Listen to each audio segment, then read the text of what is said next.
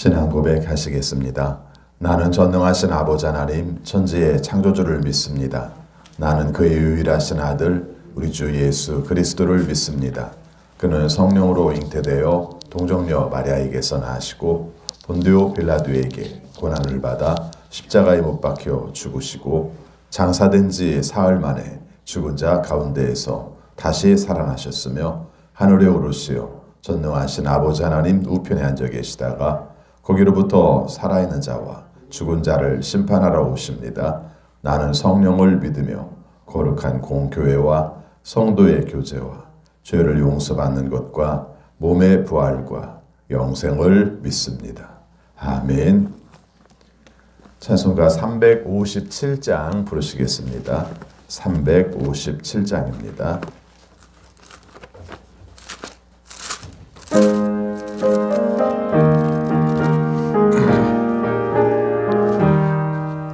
주 믿는 사람 일어나 다 힘을 아파요. 이 세상 모든 마귀를 다쳐서 멸하세. 저 앞에 오는 적군을 다 싸워 이겨라. 주 예수 믿는 힘으로 온 세상 이기네. 믿음이 이기네. 믿음이 이기네.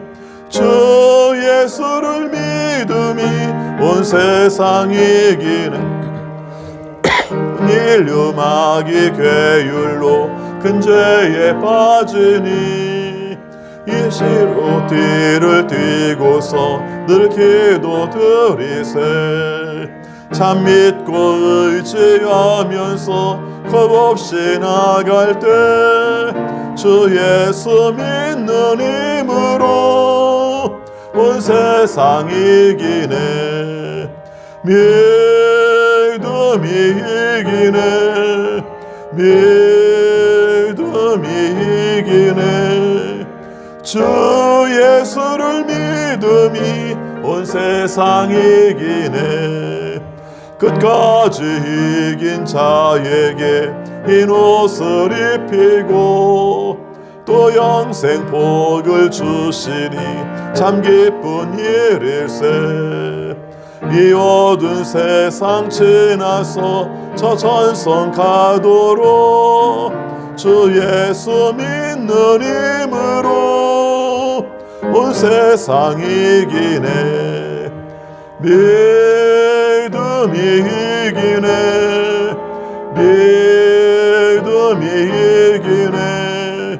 주 예수를 믿음이 온 세상 이기네. 아멘. 하나님 말씀 요한일서 5장 1절입니다. 12절까지 교독하겠습니다. 5장 1절. 예수가 그리스도이심을 믿는 사람은 다 하나님에게서 태어났습니다. 낳아주신 분을 사랑하는 사람은 다 그분이 낳으신 이도 사랑합니다.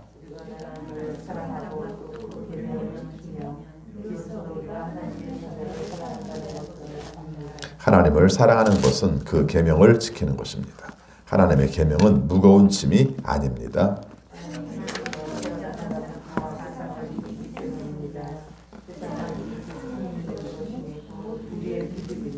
세상을 이기는 사람은 누구입니까? 예수가 하나님의 아들이심을 믿는 사람이 아니고 누구겠습니까?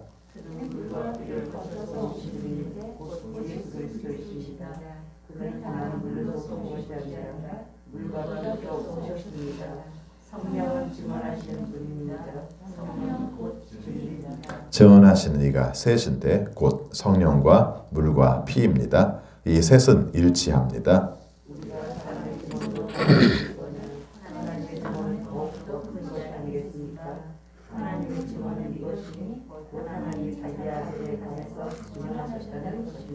하나님의 아들을 믿는 사람은 그 증언을 자기 속에 가지고 있습니다. 하나님을 믿지 않는 사람은 하나님을 거짓말쟁이로 만들었습니다. 하나님이 자기 아들에 관해서 증언하신 그 증언을 믿지 않았기 때문입니다.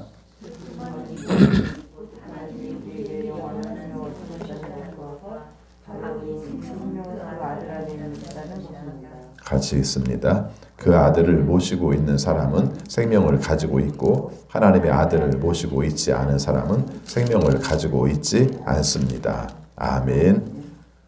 오늘도 주님의 말씀에 순종하심으로 형통하는 우리 모두가 되시기를 축원합니다. 오늘 함께 읽은 말씀에서도 맥이 두 가지가 있습니다. 하나님의 아들 예수 그리스도를 믿는가, 그 다음에 하나님을 사랑하면 우리가 세상을 사랑할 수 있다. 하나님이 원하시는 뜻을 따라 계명을 지켜 사랑할 수 있다. 요한일서의 주제예요. 계속된 주제죠. 그래서 이 부분들을 우리가 함께 말씀을 살피도록 하겠습니다. 맨 처음에 사랑에 관한 이야기를 하죠. 우리 그리스도인에게는 늘 사랑이 시작되었고 사랑으로 둘러싸였고 사랑으로 가게 합니다. 이 말씀을 합니다. 근데 여기 나오는 단어 중에 처음 나오는 단어가 이런 부분을 말합니다. 잘 보시면요. 예수 그리스도가 그렇게 표현하는 게 아니라 예수가 그리스도이심을 믿는 사람은 이렇게 표현을 해요. 이게 참 중요한 말입니다. 굉장히 중요한 말이에요. 예수가 그리스도이심을 믿는 사람은 이런 뜻이죠. 어떤 뜻이냐면은 예수님이 메시아인 것을 믿는 사람은 이 말과 같은 말이죠. 하나님께서 보내셔서 우리를 구원할 것으로 믿는 사람은 이런 말이죠. 그래서 예수 그리스도를 늘 붙였습니다만 사실은 신앙의 고백 가운데는 예수는 그리스도이십니다. 이렇게 고백을 하는 거예요. 그 의미 자체가 바로 예수님은 하나님께서 보내셔서 우리를 구원하는 자인 줄을 믿습니다. 이런 뜻으로 고백을 하는 것이죠. 그래서 이 신앙 고백을 중요하게 여기는 이유가 그겁니다. 예수님이 누구인가를 아는 거죠. 예수는 그리스도이십니다. 하나님이 보내셨습니다. 이렇게 말하죠. 하나님이 보내셨다는 것은 어떻게 되는 겁니까? 하나님에게서 태어난 사람들입니다. 예수님만 그런 게 아니라 우리도 하나님 가운데 태어난 것입니다. 요한 일서를 이렇게 잘 읽어보면요. 그냥 예수님 이렇게 표현해도 될 것을 갖다가 하나님의 자녀라는 단어를 많이 써요. 이게 좀 특징적인 부분입니다. 하나님의 자녀라는 부분을 많이 써요. 우리가 생각할 때는 하나님의 자녀니까 하나님의 자녀라고 쓰겠지. 성경을 읽을 때는 글을 쓸 때는 되게 의도가 있습니다. 그럼 예수님을 예수님이라고 하면 되잖아요. 그렇죠? 근데 그렇게 말하는 게 아니라 하나님의 자녀라는 말을 써요. 특별히 요한복음에 볼 것 같으면은 예수님을 따로 말할 때는 하나님의 외아들 예수라는 말을 써요. 그리고 이렇게 오늘 쓸 때는 그냥 하나님의 자녀라는 말을 쓰고 있다는 것이죠. 그래서 예수님이 하나님의 자녀라는 것을 강조하면서 또 한 가지는 우리의 격을 어디에 맞추려고 하냐면은 예수님에게 맞추려고 하는 거예요.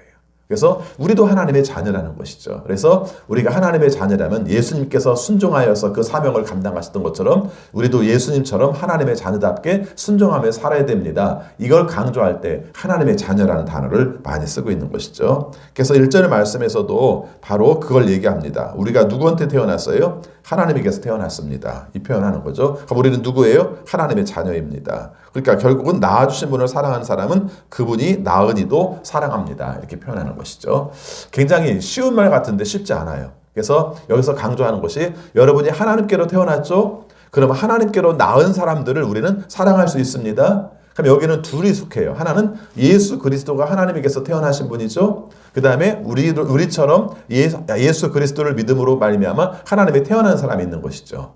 그럼 우리가 해야 될 일은 당연해요. 하나님께로부터 태어난 사람들은 우리가 사랑을 할 수 있습니다. 하나님께로 태어난 모든 사람들을 사랑할 수 있습니다. 예수님도 사랑할 수 있고 또 하나님께로부터 태어난 사람들을 사랑할 수 있습니다. 근데 하나님께로부터 태어난 사람을 어떤 사람이라고 표현해요? 예수를 그리스도로 믿는 사람들을 바로 하나님께로부터 태어난 사람이다. 이렇게 표현을 하고 있습니다. 요한복음과 좀 연결시키면은 좀 그렇게 재밌게 연결되는 부분들이 많습니다.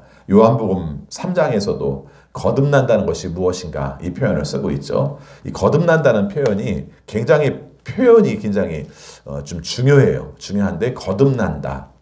근데 성경에서 또 다른 표현으로 쓸 때 보면 위로부터 난다. 이렇게 표현하고 있죠. 그래서 다시 태어난다는 말을 쓰지 않고 거듭 태어난다는 말을 쓰고 그리고 위로부터 태어난다는 말을 써요. 이 말은 사람이 다시 태어나는 것이 어떻게 가능합니까? 안 되죠. 새롭게 태어나는 것이죠. 근데 새롭게 태어나는데 어디로부터 태어나는 겁니까? 하나님께로부터 태어난다. 그래서 위로부터 태어난다. 이 말을 쓰고 있는 겁니다.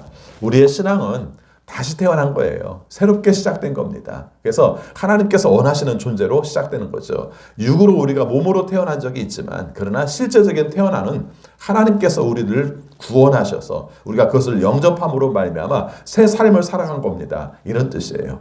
신앙을 교리로만 바라보면은 우리가 정말 그냥 우리의 마음속에서 아 그런가 보다 이렇게 지나가는데 교리 자체는 우리의 신앙의 삶의 방향들을 잘 가르쳐주고 있습니다. 왜 처음부터 다시 태어난 얘기를 할까? 왜 처음부터 위로부터 태어난 얘기를 할까? 이걸 한번 생각을 해보시면 우리가 살아가야 될 삶의 방향이 달라지는 거죠. 여러분 새로운 존재로 태어났으면 새로운 존재로 살게 되어 있습니다. 그렇죠? 하나님이 원하시는 뜻을 따라서 하나님이 원하시는 모습으로 삶을 살아갈 수가 있는 것이죠. 가끔 비유가 맞는지는 모르겠습니다만은 컴퓨터를 볼 때 그런 생각을 해요. 컴퓨터가 오래돼서 바꾸기도 하지만 어떤 경우는 부품을 바꿔버리거든요. 그래서 부품을 바꿔버리면은 그 전에 움직였던 방식과 다르게 움직여요. 여러분 그걸 늘 한번 생각을 해보시 바랍니다. 우리가 몸은 똑같아요. 우리가 몇 년생으로 태어난 몸은 똑같아요. 그런데 주님을 영접함으로 말미암아 주님이 원하시는 존재로 새롭게 태어났을 때는 몸은 똑같을지 모르지만 우리를 움직이는 것은 누가 움직여요? 하나님의 영이 예수 그리스도가 우리를 움직이는 것이죠. 이것을 우리가 알고 살면은 결국 우리의 삶 가운데서 나올 수 있는 건 사랑밖에 없다는 겁니다. 자, 2절 말씀 보겠습니다. 같이 읽습니다. 우리가 하나님을 사랑하고 또 그 계명을 지키면 이로써 우리가 하나님의 자녀를 사랑한다는 것을 압니다. 계명과 연결시켜서 말하고 있습니다. 하나님을 사랑하면 하나님이 말씀하신 것을 지키게 되어 있죠. 예. 그것을 하나의 시스템처럼 말을 합니다. 하나님을 사랑한다면 하나님의 계명을 지키는 게 마땅하죠. 우리가 자꾸 살면서 계명은 불편하고 그 다음에 나를 자꾸 얽매이게 하고 이렇게 생각할지 모르겠습니다만은 하나님께로부터 태어나서 하나님의 사랑을 받았고 하나님이 원하시는 뜻대로 살면 하나님 말씀 지키는 것이 좋습니다. 아, 제가 오늘도 하나님 말씀을 지켰네요. 이렇게 생각을 하죠. 여러분 예배도 마찬가지예요. 예배도 어떤 때는 짐스러워요. 그렇죠? 짐스러워요. 또 나가야 되네. 이런 생각을 해요. 그렇죠? 근데 생각해보면 하나님을 만나고 하나님의 뜻을 깨닫고 하나님의 말씀으로 말미암아 내 삶을 움직이게 되는 것을 알면 그것은 우리에게 기쁨이에요.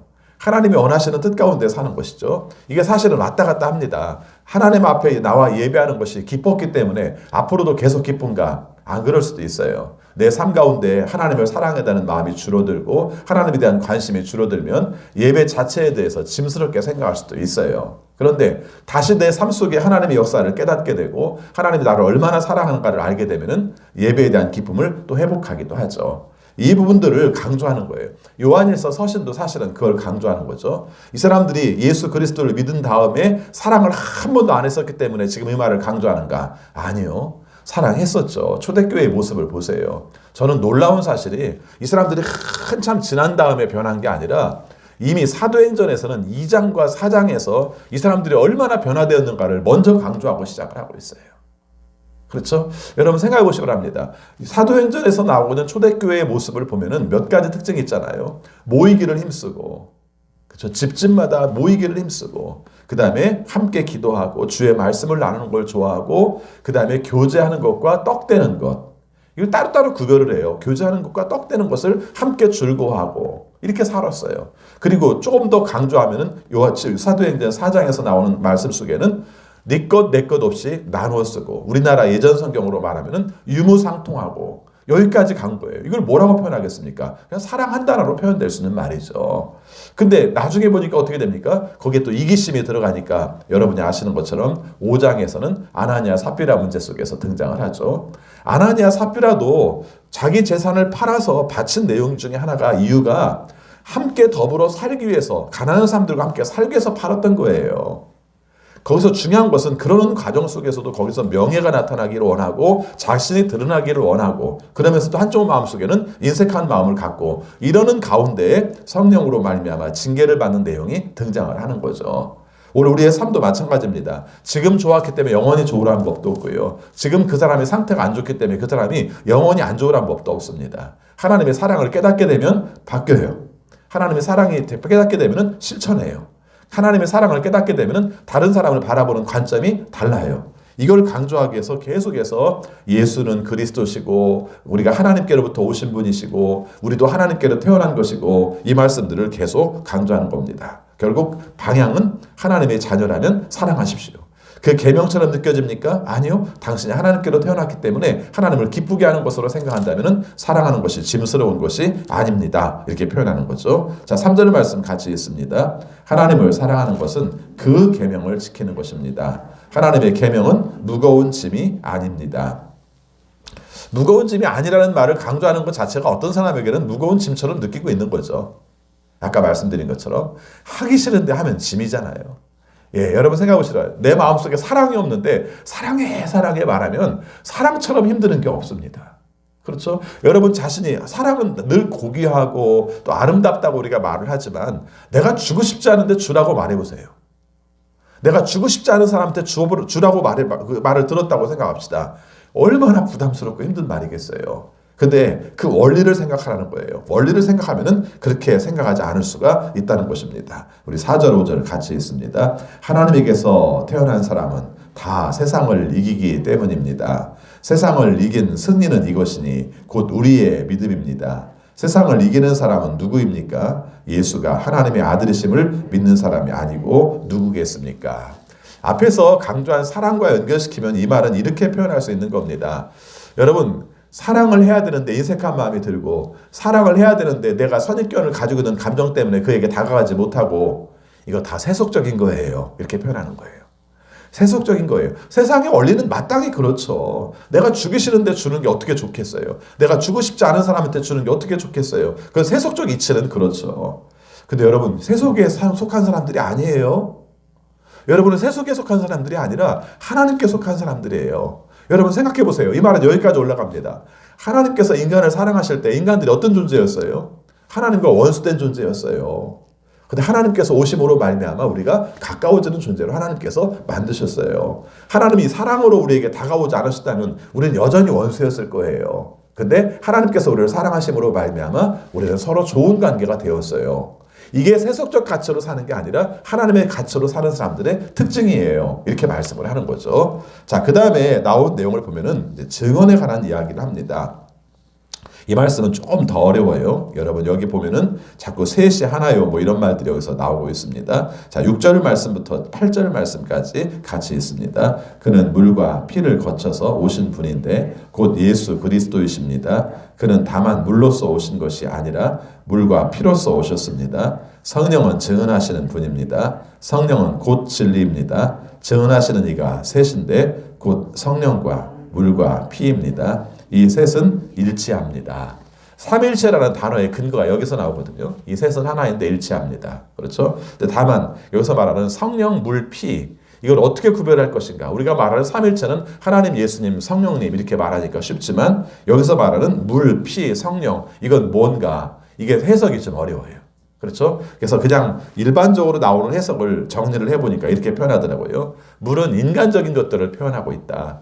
예수님께서 이 땅에 몸으로 태어난 것을 말하고 있다. 그 다음에 피는 죽은 것을 뜻하고 있다. 그렇게 표현하고 있고 그로 말미암아 예수님께서 성령이 증언하여서 그분이 진리라는 것을 말하고 있다. 이렇게 표현하는 것이죠. 그래서 선명하게 이렇게 이 말은 이 말이야라고 선명하게 말하기는 쉽지 않지만 그분은 우리가 하나님의 아들이시지만 인간의 몸을 입고 오신 분이다. 그것은 성령도 증언한다. 이렇게 우리가 해석하는 말씀을 이렇게 보고 있습니다. 자, 그러면은 이 증언은 왜 얘기했는가 하는 거예요. 그렇죠? 그분이 물로, 피로, 성령으로 우리를 증언한다. 그럼 왜 증언하는 얘기를 왜 했는가 하는 것인데 구약의 배경 속에는요. 어떤 말이 성립돼서 진리로 인정을 받으려면 그것이 옳은 말이라고 인정을 받으려면 증인이 있어야 한다고 본 거예요.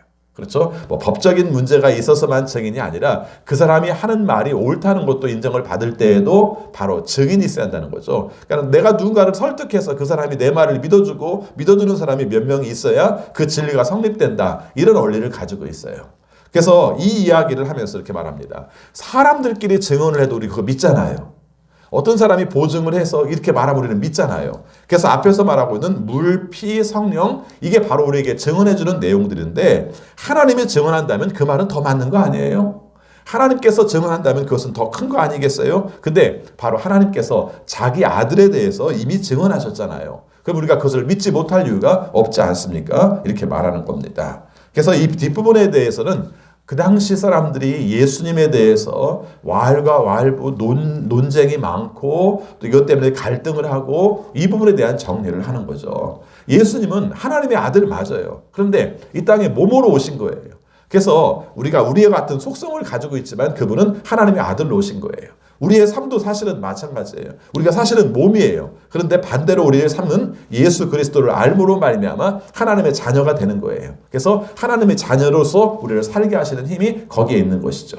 예수님은 하나님의 자녀셨지만 몸으로 오신 것이고 우리는 인간의 몸이었지만 예수 그리스도로 말미암아 하나님의 자녀가 된 것이고 이 과정을 통해서 우리는 하나님이 원하시는 삶으로 살게 되는 겁니다. 이 설명을 하고 있는 거예요. 그래서 조금 어렵게 느껴지고 복잡하게 느껴질지 모르지만 초점은 어디에 있습니까? 예수님은 하나님의 자녀입니다. 그분으로 말미암아 우리는 하나님의 자녀가 되었습니다. 그걸 증언하신 분이 누구예요? 하나님이 증언하십니다. 이 표현을 쓰고 있는 것이죠. 자, 10절 말씀 보겠습니다. 같이 읽습니다. 하나님의 아들을 믿는 사람은 그 증언을 자기 속에 가지고 있습니다. 하나님을 믿지 않는 사람은 하나님을 거짓말쟁이로 만들었습니다. 하나님이 자기 아들에 관해서 증언하신 그 증언을 믿지 않았기 때문입니다. 이 사람들이 하나님을 안 믿는 사람들이 아니에요. 하나님을 안 믿는 사람이면 마땅히 예수님이 하나님의 아들이라는 것도 안 믿고 예수님이 사람으로서 태어났다는 것도 안 믿고 다 믿어요. 그러겠죠, 당연히. 나하고 관심이 없는데 뭘 믿겠어요. 여러분 한번 생각해 보셔야 합니다. 불교 신자한테 가가지고 예수님은 하나님에게 아들이에요. 그분으로 말미암아 태어나셨어요. 그분으로 인해서 우리가 믿기만 하면 구원을 받아요. 라고 말하면 예, 여러분들은 그렇게 말씀하시죠. 그럼 끝나요. 그러지 않겠어요? 자기들과는 전혀 관리가 없다고 생각을 하니까 그건 당신들의 말씀이죠. 우리는 몰라요. 그런 관계 없습니다. 관심 없습니다. 우리는 구원을 열반에 이르는 길들을 그렇게 생각하지 않습니다. 이러고 끝나버려요. 그렇게 얘기가 안 되는 거예요. 그런 면에서. 근데 여기서 지금 하는 얘기가 뭐냐면은 하나님은 믿어요. 배경이 그런 거예요. 하나님은 믿어요. 근데 예수 그리스도가 하나님께로부터 왔다는 것도 믿어요. 근데 어떤 면에서는 하나님께서 왔기 때문에 어떻게 육체를 가질 수 있냐고 계속 고집을 피우고 있어요. 그러니까는 이렇게 말하는 거죠. 예수님이 인간의 몸으로 오지 않으셨다면 여러분은 어떻게 하나님의 자녀가 될 수 있겠어요? 예수님이 하나님이 아들이시지만 인간의 몸을 입고 오셔서 우리를 구원하셨기 때문에 우리가 원래 인간의 몸이지만 그분으로 말미암아 우리가 하나님의 자녀가 되는 거예요. 이거 하나님이 증언하신 거라니까요. 이렇게 설득을 하고 있는 말씀. 그래서 이 내용으로 본다면 굉장히 변증적으로 바로 예수 그리스도가 하나님의 아들이어야 하고 또 하나님의 아들이어서 우리가 오신 이유가 뭘까? 바로 우리가 하나님의 자녀가 되게 하기 위한 것이다. 이 부분이죠. 여러분 우리가 그냥 복잡하니까 그냥 간단하게 지나버리고 그래서 그렇지 이 말에 주는 의미는 굉장히 커요. 하나님의 아들이 몸을 입고 왔다면 몸으로 가지고 있는 우리의 자신이 하나님의 자녀가 될 수 있다. 이 원리들을 설명하려고 하다 보니까 이 부분에 대한 이야기를 하고 있는 것이죠. 이거 안 믿으면 뭐예요? 하나님을 거짓말장으로 만든다는 거죠. 예, 우리가 그걸 안 믿으면 하나님을 거짓말장으로 만든다. 하나님이 증언하셨는데 하나님의 증언에 대해서 우리가 인정을 안 하면 우리는 하나님을 거짓말장으로 만들어버린 것과 똑같은 것이죠. 우리나라만이 아니라 지금 전 세계적으로 가장 큰 문제가 내 뜻을 펼치기 위해서 뉴스를 바꾸는 가짜뉴스가 굉장히 중요한 문제가 되는 거죠. 그럼 미국 요즘 벌어진 사건들은요. 그게 정말 한 역사 속에서 기록될 만한 정말 나쁜 사건이었어요. 자기들도 그 얘기를 하잖아요.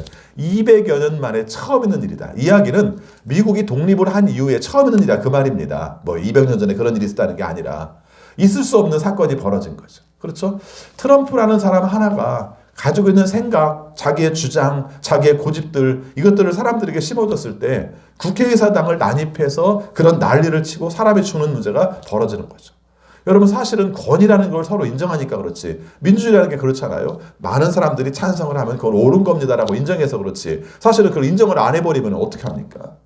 여러분 아시는 것처럼 우리나라도 예전에 대통령 선거하면은 3명 나오고 그러면요 찬성을 40%밖에 못 받는 경우도 있었어요. 그럼 여러분 40%면은 그 사람을 찬성하지 않는 사람이 60%예요. 근데 우리는 그걸 어떻게 인정합니까? 그래도 제일 많이 나온 사람이니까 그 사람을 대통령으로 인정해. 이렇게 하니까 그렇지. 우리가 갑자기 막 의견들을 모아서 사람들을 주장하면서 전 국민의 반도 지지를 받지 못한 사람을 어떻게 대통령으로 세우느냐. 이건 잘못된 것이다. 권위에 대해서 그것을 무너뜨리려고 생각하면 그게 어떻게 존재를 하겠습니까? 제가 왜 이 말씀을 했냐면요. 오늘 우리의 삶 가운데서 이 말씀이 굉장히 중요한 의미를 가지고 있어요. 하나님을 거짓말장으로 만듭니다. 이 말을 왜 했을까? 이걸 한번 곰곰이 생각해 보세요. 하나님을 안 믿는 것도 아니고 예수님이 하나님의 아들이라는 것을 안 믿는 것도 아니에요. 근데 하나님의 아들이 이 땅에 몸으로 입고 왔다는 것을 안 믿는 거예요. 그러니까 뭐라고 말합니까? 그럼 하나님 거짓말장으로 만드는 거예요. 하나님께서 자신의 아들을, 자신의 몸을 이 땅에 몸으로 보내심으로 말미암아 사람들이 그분들 가운데 새롭게 하는 것이 하나님의 뜻이라면은 그거 하나를 내가 안 믿겠다고 말하면은 그건 하나님의 복음을 가짜로 만드는 거예요. 이런 말이에요. 그래서 요한 1서 자체가 강하게 글을 쓰고 있지는 않지만 주어진 내용들을 보면 굉장히 논쟁이고 그 다음에 갈등이고 이 부분들을 좀 온전하게 세우는 목적들을 가지고 있다. 이렇게 생각하는 것이 좋을 것 같습니다. 우리 11절 12절 말씀 같이 읽습니다. 그 증언은 이것이니 곧 하나님이 우리에게 영원한 생명을 주셨다는 것과 바로 이 생명은 그 아들 안에 있다는 것입니다. 그 아들을 모시고 있는 사람은 생명을 가지고 있고 하나님의 아들을 모시고 있지 않은 사람은 생명을 가지고 있지 않습니다. 이 말을 좀 단순화시켜 볼게요. 우리는 영원한 생명을 나중에 죽어서 가는 생명 이렇게 생각할지 모르는데 아니에요. 가치가 다른 생명, 이 세상의 생명과 다른 생명 이렇게 생각하시면 좋습니다. 그렇죠? 우리는 예수 그리스도를 믿을 때부터 이미 우리는 영원한 생명을 얻었어요. 영생을 얻은 거예요. 영생을 얻었기 때문에 죽음 이후에도 우리가 영원한 생명을 가지고 있는 것이지 죽어서 영원한 생명을 갖는 게 아니에요. 그럼 그 영원한 생명은 무엇인가? 예수님이 우리 안에 살아계 있는 것이 영원한 생명이라는 거예요. 나를 움직이는 게 내가 아니라 영원한 생명이라는 거예요. 성경에서 단어를 그렇게 쓰고 있지는 않지만 우리가 가지고 있는 생명을 둘로 말한다면 원래 몸으로 가지고 있는 본성적인 생명이 있다면 그것과 다른 우리를 움직이게 하는 생명이 있는데 우리를 움직이게 하는 생명은 바로 예수 그리스도이십니다. 이런 뜻이에요. 그러면 굉장히 우리의 삶은 달라지는 거예요. 여러분이 본성대로 사는 삶이 아니라 나를 움직이시는 그분에 따라서 나는 삽니다. 그것은 바로 예수님이 여러분 안에 계시다는 겁니다. 이런 뜻이에요. 여러분 가끔 물어보잖아요. 예수님 여러분 안에 계세요? 그렇게 물어보면 예 믿습니다. 어떻게 알아요? 그럼 그 다음부터는 우리는 망설이기 시작하죠. 어떻게 알긴요? 나를 움직이는 것이 예수님이라는 걸 아니까. 내 삶의 결정과 결단과 목표를 향해서 나가는 것과 내 삶 속의 최종적인 목표가 예수 그리스도라는 것을 아는 것, 그것을 따라가 사는 것. 나의 심장은 사실은 예수님의 심장인 거죠. 나를 두근거리게 하고 나를 움직이게 하고 나를 하나님이 원하시는 뜻대로 살게 하는 것이 바로 예수님인 걸 알 때 가능한 것이죠. 우리는 또 육에 사로잡혀 있기도 하잖아요. 아프면 몸이 힘들기도 하고 또 그렇죠. 어떤 걱정거리가 생기면 그것 때문에 고민하기도 하고 그러나 우리가 한 가지 중요한 것은 우리의 생명 자체가 바뀐 게 아니에요. 우리가 육으로는 그런 요소를 가지고 있지만 그런 요소 가운데서도 예수님이 움직이시기 때문에 고통 가운데서도 주님이 나를 사랑하신다는 걸 깨달아서 그것을 우리가 겪어내고 견뎌내고 감당하기도 하고 삶 속에서 벌어지는 수많은 어려움들을 가지고 있지만 그럼에도 불구하고 내가 예수님의 힘으로 산다는 것을 알아서 그것을 이기고 그것을 감당하고 그래서 하나님이 원하시는 뜻을 살펴 살고 이게 바로 예수님으로 사는 것이고 영원한 생명으로 사는 것이라는 것을 말하고 있는 것입니다. 여러분의 심장들이 좀 팔딱팔딱 뛰었으면 좋겠어요. 누구의 심장으로요? 예수님의 심장으로. 예수님이 우리를 움직이게 하는 것이 우리를 감동스럽게 하고 하나님이 원하시는 뜻을 움직이게 하는 그런 역사들을 살았으면 좋겠어요. 여러분 한번 감고 생각해 보시기 바랍니다. 신앙생활 하면서 좀 설레이시나요? 그 설레인다는 말을 써본 지가 언제인지도 기억이 안 나기도 하죠. 그렇죠? 여러분 그런데 한 번씩 가끔씩 우리의 삶 가운데 주어지는 일 가운데 좋은 일이 벌어지면은 막 그냥 가슴이 뛰고 그 다음에 뭔가 좀 설레이고 누군가에게 좀 말하고 싶고 내 삶 가운데서 좀 뭐라 할까 굉장히 새로운 도전이 되고 이게 또 지금 잠이 안 오고 이런 경험들 있지 않으십니까? 그 경험들이 살아났으면 좋겠어요. 그렇죠? 그 경험들이. 저는 어떤 때는 책을 읽고 나서 이렇게 밤에 잠이 안 와가지고 그럴 때가 있어요. 뭔가 이렇게 새로운 것들이 나를 움직이게 해서 그럴 때가 있어요. 또 어떤 일들을 행하고 나서 너무 좋아가지고 그것 때문에 설레서 잠이 안 올 때가 있어요. 그때 저는 이 부분을 생각합니다. 예수 그리스도로 말미암아 내가 설레고 예수 그리스도로 말미암아 내가 잠이 안 오고 예수 그리스도로 말미암아 다른 사람들이 이것을 말하지 않고는 견디지 못하는 이것이 바로 영원한 생명이 들어있는 특징이고 바로 예수 그리스도와 함께 사는 특징이라는 것을 우리가 느끼는 게 아니겠는가. 그것을 통해서 비로소 그 부분들을 느끼고 그것을 표현하는 마음들을 갖는 것이죠. 오늘 말씀처럼 결과적으로는 그게 뭐겠습니까? 사랑으로 나타나는 거죠. 내가 예수님으로 말미암아 하나님의 아들이 된 존재야. 그러면 하나님께서 우리를 사랑으로 이렇게 하셨다면 나는 사랑하는 게 마땅해. 내가 그것을 알고 있다니. 내가 그것을 행하고 있다니. 내가 그것이 얼마나 설레는지 몰라.